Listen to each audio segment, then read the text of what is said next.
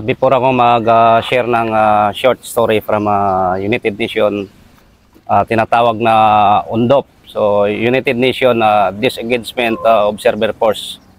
So, magpakilala muna ako. I'm a Technical Sergeant Ibido, Quartermaster Service, Philippine Army. Former Chief Logistics sa 1st MiC Battalion. Then ngayon, ako na yung First Sergeant. So 22 years in service. Pumasok ako sa September 16, 2003. So bago mag-apply sa United Nation na maging member ng United Nation is nagbaba yung higher headquarters ng message for yung mga aplikante na gusto mag-apply. So isa ako nag-signify sa tinatawag na United Nation na peacekeeping. So bago ka mabilong dito sa peacekeeping, so dumadaan tayo sa matinding screening. Dumadaan tayo sa medical, mga physical. So sinasala talaga yung aplikante bago ipadala sa United Nation. So isa akong napalad na napili na pasama dito sa United Nation sa peacekeeping dahil nalampasan ko yung mga medical, na nakapasa ako sa medical. So yung United Nation is nag-compose of 331 strong Philippine contingent yung napadala ng armed forces natin para sa peacekeeping operation na tinatawag na UNDOF. Yung UNDOF is tinatawag na United Nation Disengagement Observer Force. So yung ginagawa natin doon is mag-o-observe lang tayo. Hindi tayo pwede makipag-engage sa mga tinatawag na doon sa mga gaya ng Syria. Doon kami sa border ng Syria at Israel. So nag-observe lang, hindi tayo pwede lumaban. So yung gawin natin doon, observer lang. Pero dito i-share ko yung mga short story lang na yung tinatawag na The Great Escape, year of back to 2014. So bakit tinatawag kami na The Great Escape? Kami po yung last contingent na pinadala ng Pilipinas sa Golan Heights. So binubuo siya ng 5 bansa, Philippines, Nepal, India, Netherlands, and Fiji. So nung yung tinatawag nila na Great Escape is nagjo-duty ako sa post nung time na yon na nagsimula na yung bakbakan. Hindi ako nagkamali is around 0500 ng madaling araw. So nakita ko na yon, tower yung ano namin yung post. So doon mayroong nakita ko yung mga Syrian rebels na palusong na sila sa border ng Syria sa Israel. Talagang gusto nila yukunin yung post ng Syrian government. So nung pagdating ng patak ng 7 or 0800, doon na, nagbakbakan na. Bakbak na yung Syrian government saka Syrian rebels na tinatawag nila na ISIS na rin. Kasi yung meron kasi sila dinadala na flag rin na yung meron doon na nakapangalan na ISIS o Arabic na kulay black. So hanggang pumapasok sila, napalapit na sa posisyon namin, doon nila napasok yung nakuha nila yung Fiji military. So bakit first magkakaiba ang Fiji military tsaka tayo noon? Tayo sir, yung Fiji kasi sir, mayroon sila sariling position rin sir pag mayroon sila EO rin sir. Yung sa Philippines rin sir, mayroon tayong sariling post rin na EO. So yung Fiji, Fiji sir, malapit siya sa border ng Israel sa Syria. Pero hindi magkalayo rin sa amin sir, almost nasa 100 meters lang sir or 200 ganun sir. malapit lang talaga. Malapit lang sir.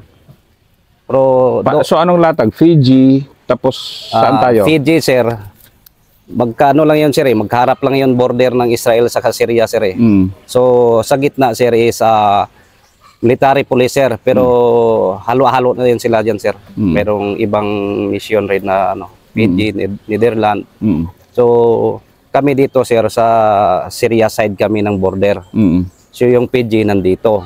Tapos kami dito rin yung position 60 na tinatawag. So ngayon napasok na nila yun sir. Nakuha na nila yung post ng Syrian government. Dandahan sila pumasok doon sa Fiji. Parang na-hostage na nila.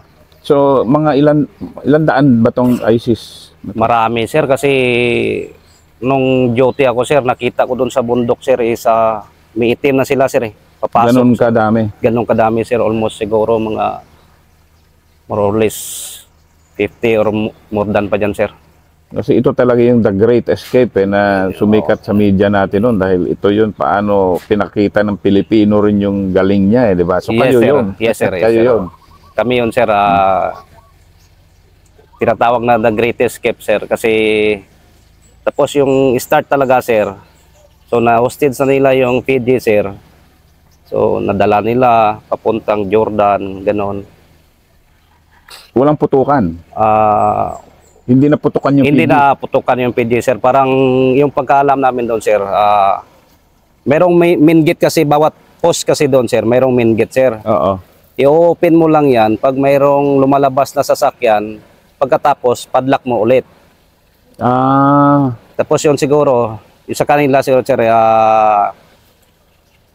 hindi nila napadlock o nakaligtaan nila padlock yung main gate nila, tapos nagsi-shelter sila sir habang nagputukan. So paglabas nila sa shelter sir, nandoon na yung mga Syrian rebels sir. Yan na. So kaya na-hostage sila doon. Ngayon pumunta sila, dinala sila sa Jordan. Mga ilang days yata yun sila na sir. Ngayon sir, kami sa position 60 naman sir, mayroon din kalaban doon sir. Yung kaharap kasi namin sir is, kaharap kasi namin doon Syrian government. Tapos sa likod ng kampo namin is Syrian rebels na naman. Para sa gitna kami. Gitna kayo. Gitna. Parang sandwich kami. Escaping talaga to. Sir. Tapos yung halimbawa, during putukan sir, minsan ma-short yung mortar ng Syrian government sir. So, tatama doon sa loob ng kampo namin. Grabe no, ito pala si peacekeeping Tapos, doon mo talaga ma-feel talaga sir ba na first time ko rin doon sir naranasan na sabi ko hindi ko to na sa Philippines. Pero dito talagang nakita ko sir na grabe talaga. First time ko talaga doon, sir. Sabi ko, parang hindi na yata kami makabalik sa Pilipinas, sir. Pero sa tapang ng Pilipino, sir. Oo, sige, banat. Yung tapang ng Pilipino, sige nga, kwento mo. Ngayon, sir, yun yung niya, sir. Minsan, ma-short. Kasi ginagawa nila barricade kasi yung kampo, sir. Ng contingent, sir. Doon sila mag-cover sa likod. So, minsan, ma-short. Pag bombahan sila ng Syrian government, sir, so minsan short yung target, tatama doon sa kampo. So yung ginagawa namin doon is mag-shelter. Kasi baka hindi ka pwede gala-gala dyan. Kasi minsan may maligaw na bala.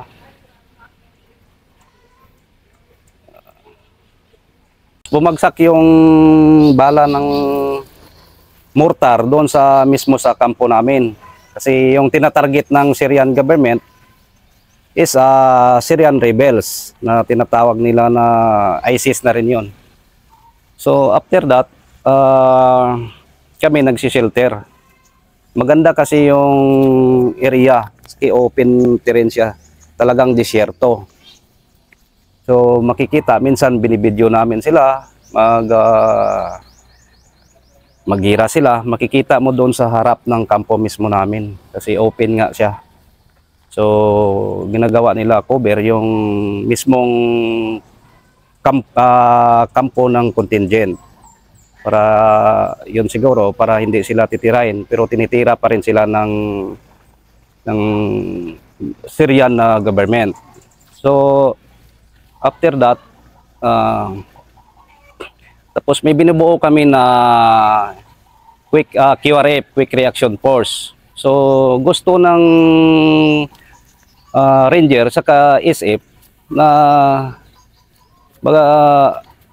maneuverin yung kaya maneuverin ng Ranger saka SF yung isang posisyon namin na parang na trap rin. Kasi parang consolidated kasi yung paglusong nila eh. Consolidation, parang sabay-sabay sila naglusong. Bawal man rin sa United Nation na makipag-engage tayo sa ibang bansa. So no choice, so hindi pinayagan yung mga isip saka Ranger. So malayo kasi yung ano ng Ranger saka isip doon is malayo yung kuha nila, kaya nila. Kasi alam natin yung Ranger saka isip magaling sa mga maneuvering. So kitang-kita nila yung terrain, saka kaya talaga nila. Kaya natin makipagsabay sa labanan sa ibang bansa, hindi lang dito sa Philippines o sa ibang bansa, kaya natin magipagsabayan. So yun nga, ngayon pumunta yung nadala na nila yung Fiji ng mga Syrian rebels. Tapos noon, dumaan ulit sila sa position, tinatawag na position 68. So yung position 68 is binubuo ng 43 personnel led by Captain Ramones. Yung first sergeant nito, Master Sergeant Lagmay. So doon sila doon, pag-usap na doon na sabi na ibigay yung baril. Sino nag-utos first? Yung nag-utos doon, sir, is na sabi surrender yung firearms. Si General Singha, sir, na yung contingent, whole contingent, siya yung commander, sir, sa whole contingent. So siya yung nag-utos sa batalyon commander namin na sabihan na yung lahat na Pilipino na peacekeeping, ibigay yung surrender ang firearms, parang gawin nila na bargain para ma-release yung Fiji military, sir. Boss. So nagano si Batcom, confirm niya kay Chief of Staff na ganon yung gusto na mangyari ng India commander na si General Singha. So si Chief of Staff, si Colonel Enriquez, hindi pumayag. Kasi before kasi kami pinadala doon sa contingent is galing pa lang sa Pilipinas, mayroon na kami na ni General Katapang na pag doon sa contingent dapat walang makuhaan na baril. Kasi yun nga, pagdating mo sa Pilipinas, mayroong investigation o either madidimot ka pa o didischarge. So yung ginawa ng contingent natin is wala. Hindi natin binigay, hindi natin sinurinder yung ating sariling watawat. So gusto nila is wagayway ng white flag. Ganon. Yes, sir. Ganon first, talagang mag-white flag kayo. Magwayway ng bawal sa white Pinoy flag, yung sir. white flag na yan. Pero sa atin, sir, alam naman natin na kaya natin na magipaglaban sa ibang bansa. So never tayo nag-surrender. So yun, parang nagalit yung commander ng na sinusuway daw ng Philippine contingent yung utos niya. So mayroon naman tayo tinatawag kasi na yun kasi yung galing sa Pilipinas kasi sinabihan na tayo, parang doctrine kasi sa atin na bawal, hindi tayo basta-basta mag-surrender. So, at least, pag bawal man kasi makipag-engage. Pero that time kasi, buhay na kasi yung kapalit doon. So, Kasi kung i-surrender nyo, wala naman sa yung surrender eh. Wala sa bokabularyo ng bokabularyo ng Pinoy na mag-surrender, sir. Wala, sir. So, yun nga, sir, gusto talaga nila i-surrender para ma-release lang yung Fiji military na na-captured ng Syrian rebels. So, hindi, kasi wala na. So, doon, yung mga rebels, sir, nandoon na sa main gate ng Position 68. So, Position 68. So, pure Pinoy yun. Position 68, pure Pinoy yun, sir. Yung sa inyo, kayo, position... Kami, sir, Position 60, maaga kami nag-escape mga tanghali. Pero habang nag-escape kami kasi, binabakbakan pa rin kami. O sige, unahin muna natin yung Position 68 and then yung paano ka nag-escape din. Yung Position 68, sir, is yan, sir, nandoon na yung kalaban. So, tinitira na yung antina nila. Parang binabirahan na sila, sir. Grabe na yung So, lumalaban yung Philippine contingent, sir. So may putukan talaga May putukan, sir. Almost mga ilang oras din yun, yung nila doon. Kasi ano ba sa... ikaw, trained ka kasi sa peacekeeping, Yes, di ba? sir. Ano ba ang rules of engagement natin pag pinutukan ka ng hostile force? Pero yun talaga, sir. Bawal tayo dapat sana lumaban. Pero yun nga, sir, yung sabi. Pero life na kasi yung mo doon, sir. So, pinuputukan ka na, alangan naman pinuputukan na tayo, barilin ka na, hindi ka pa rin maglaban. So, talagang violation yung ginagawa natin, sir. Pero dinidipinsahan rin natin yung buhay ng ating sundalo. So, yun, lumaban sila hanggang abutan sila ng ilang araw na yung first sergeant nila, sir, parang lumural na sila doon kasi hindi na nga sila reinforce. Kasi yung village kasi, nilagyan na nila ng mga barricade na parang walang mag-reinforce. Nilagyan ng Syrian rebels? Syrian rebels, sir, yung mga village, sir. Ganon. So talagang pin down sila doon? Pin down na talaga, sir. Wala na talaga. Yung pag-asa na lang doon, yung tulong ng Israel, Syrian government, ganon, sir. Parang first story ng Syrian government at saka Israel government, sir, na puputukan yung mga kalaban para kuha lang yung Philippine contingent natin, sir. Ginawa nga ba ng Israel tsaka Syria yon? Oo, sir. At talagang... First story daw yun, sir. Na magkalaban yan. Oo, magkalaban yun, sir. Pero nagtulong sila para lang dahil lang sa Philippines contingent, sir. Para maglabas lang. Ganun. Pero hindi pa Ilan ba nun first yung nandun? 40, sabi mo? 43, sir. 43 na Philippine contingent doon sa Position 68 mismo, sir. Tapos after doon, sir, nabutan na sila ng araw, parang wala pa rin. Hindi pa rin kaya back upan sila, sir. So, nagdesisyon yung CEO ng Position 68, si Captain Ramones, na yung gabi na yon mag-i-escape sila. So, pero alam nila na may barricade, di ba? Sir, alam na nila, sir, kasi hindi sila pwede dumaan doon sa main gate kasi nandun yung kalaban, sir. Hindi sila pwede dumaan doon. Kasi once na makita sila doon, titirahin sila.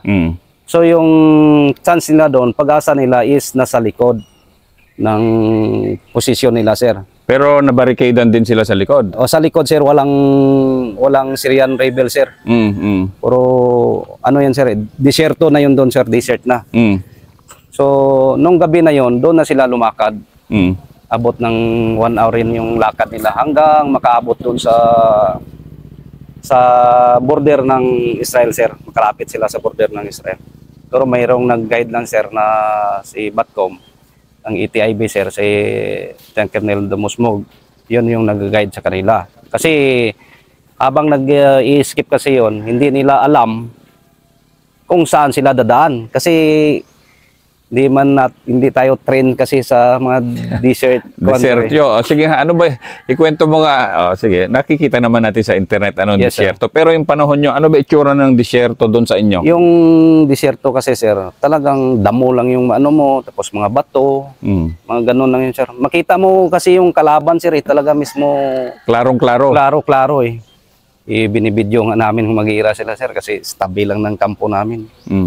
So yung open sir ba, hindi kagaya dito sa Philippines na hanapin mo pa yung kalaban doon tatargetin mo lang eh. Makita mo agad eh kasi yung kinukubira nila is mga bato, kaunti lang sir yung makubiran nila doon. Tapos the rest doon sir, naglakad yun sila. So pagdating doon sir, grabe na. Mga emosyonal doon sir, iyak-iyak na sila. Kasi saan kayo nag-link up? Yung naghati kasi yung ano sir eh, yung position 60 sir doon na sa Israel na sila sir. Kasi hindi na sila pwede bumalik dito sa Syria side. Pero kami sa position 60 na naman kasi sir. Nag-exit kami sir sa doon sa may headquarters mismo ng United Nations sir. Doon mismo kasi doon Yung sa inyo hindi ganun kalayo. Malayo-layo rin sir yung i-travel mo sir. Pero hindi kayo inatake. Habang kami sir, habang nagta-travel kami sir, nagko-convoy na ilang vehicle, tinatira rin kami sir. O sige nga, ikwento mo nga. First, mamaya ikwento mo yung link up nyo. Pero yung pag-escape nyo naman, yung grupo nyo, paano? Nag-escape kami sir sa mga alas 12 or mga dyan sir sa tanghali sir. Kasi nag-declare na ng Exodus sir eh. So yung dadalhin namin sir is yung personal kuha na lang, the rest doon, iwan na. Kasi hindi na pwede ka magdala ng mga ibang gamit kasi mabibigat nga. So ganun sir, convoy. Habang nagko-convoy kami sir, papunta sa headquarters mismo ng United Nations, yung doon yung consolidated area sir, ng mga contingent, binabakbakan kami sir. Habang nagbabiyay kami. No? Talagang. Tinitira kami. So sa akin kasi yung nadrivean ko kasi doon is ambulance kasi walang magdadrive sa ambulance kasi hindi nga siya bulletproof. So siguro yung iba alanganin din. So ikaw ako nag-volunteer, may kapartner ko rin na sa ETIB, nakabatch ko rin. So habang nagdrive ako, so ganun yung mga bala. Di ba na-armored yung ambulansya? Pero kahit na may... Tirahin nila sir kahit ambulansya sir. Tirahin pa rin nila, wala sila pili. Baga yun na yung ano nila sir eh. Ano naman ang ramdaman mo no? Kasi parang sa Pilipinas kahit pa paano. Yung sa totoo talaga sir, yung naramdaman ko doon sir, halong ano talaga sir. Hindi mo alam yung gagawin mo. Kasi first time ko yun sir eh, na ganun talaga yan, tapos sa ibang bansa pa. So kahit sino naman siguro, hindi kagaya dito sa Philippines sir is yung kalaban dito, alam natin eh. Doon kasi wala iba yung ano doon, yung gira sa ibang bansa. Doon sabi ko, hindi na siguro ako makabalik ng buhay ganito eh. So dahil sa ugot, dahil sa pamilya rin, siyempre yung hinugutan natin, yung kalaban kasi natin doon sir is lonely. Doon mo lahat, mga mentality, mga mental, doon mo kasi malayo tayo sa pamilya. So halo emotional yung ano natin doon. So yung hinuhugutan na lang namin doon is family na ano. Habang nagigira doon na tumatawag sa pamilya, so okay lang kami dito. So makikita naman nila sa TV na ganito, na grabe yung kuwan sa contingent, Philippine contingent, na nagiran na sila, ganito. So inugutan namin doon sir is family na lang namin na habang tumatawag kami para hindi lang kami malumural. Pero yung Great Escape nyo, parang kahit paano yung sa inyo, hindi parehong matindi eh. Kasi Yes sir, yes sir. Escape talaga eh. Kung di kayo umescape katay talaga kayo sa mga ISIS. Hindi kami nag-escape doon sir. Talagang abutan sir mga ilang araw sir. Talagang kakatayin nila yun sir.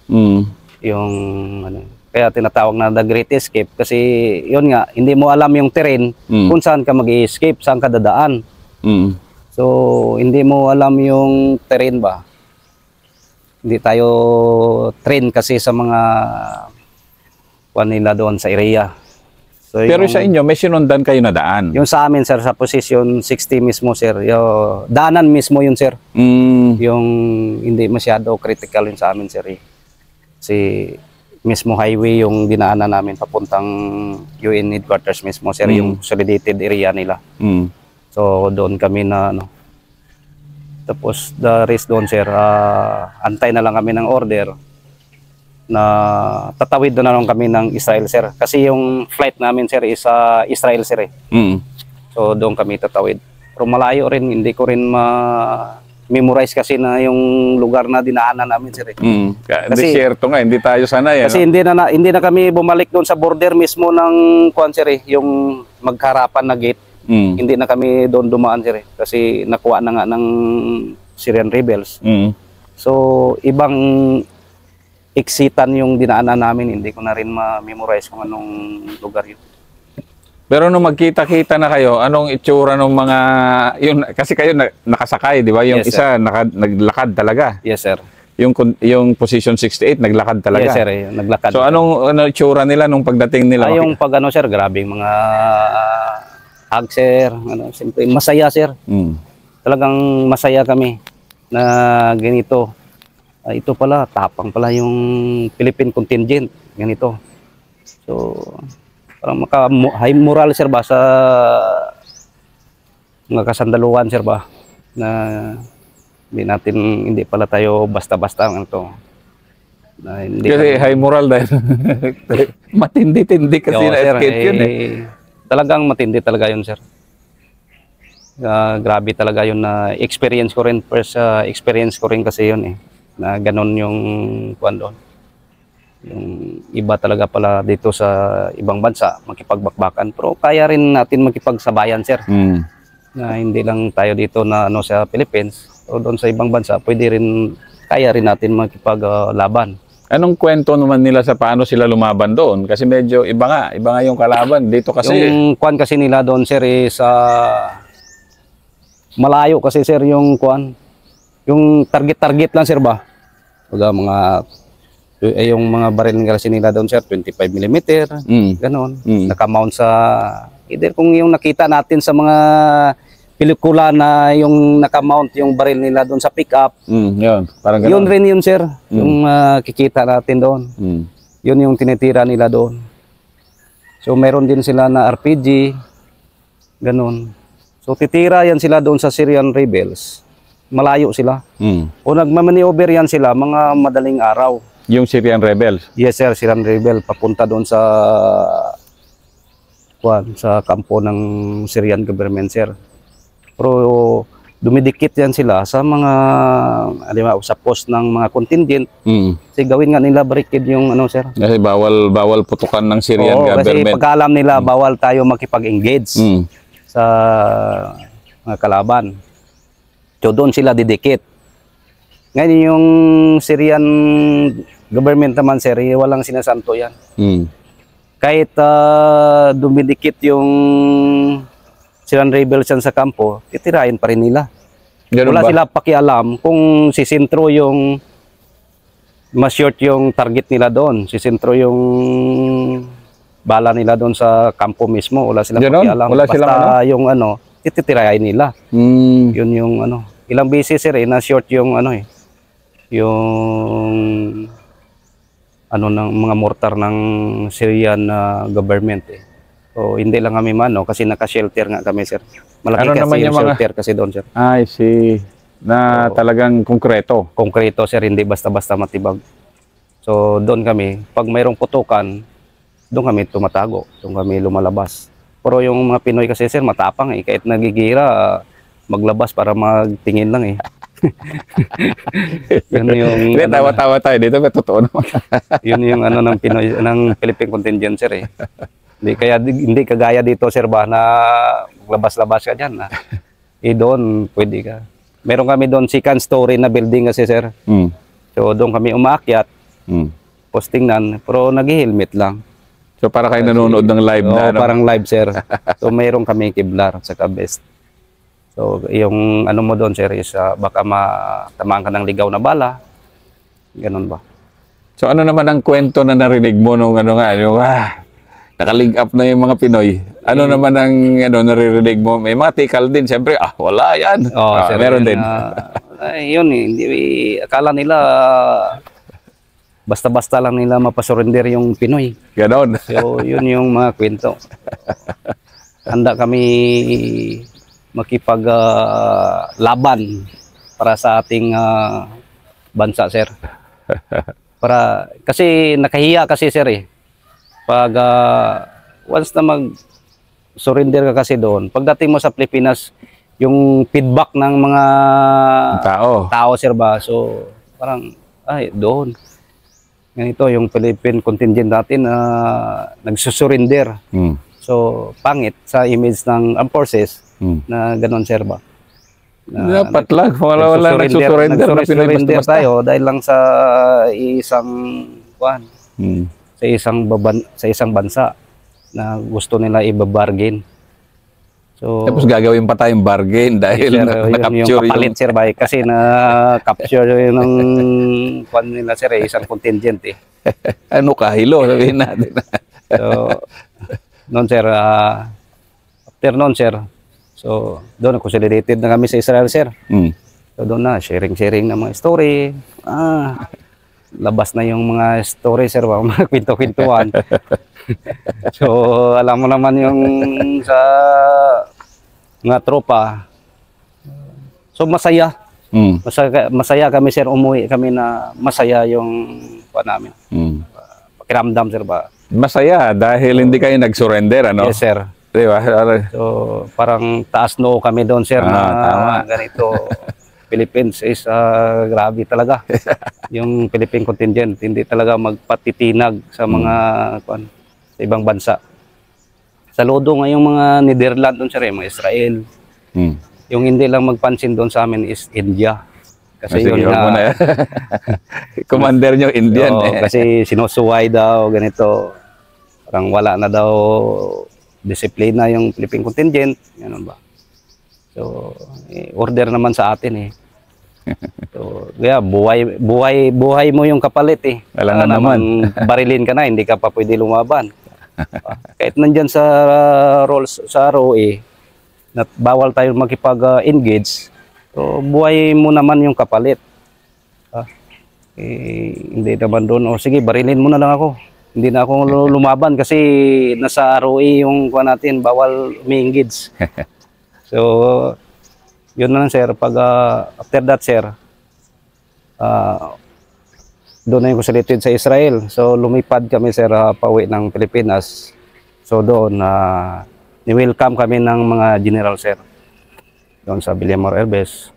So, makaiyak ba na talagang feel mo talaga yung sir, ba? Yung pag-welcome sa inyo.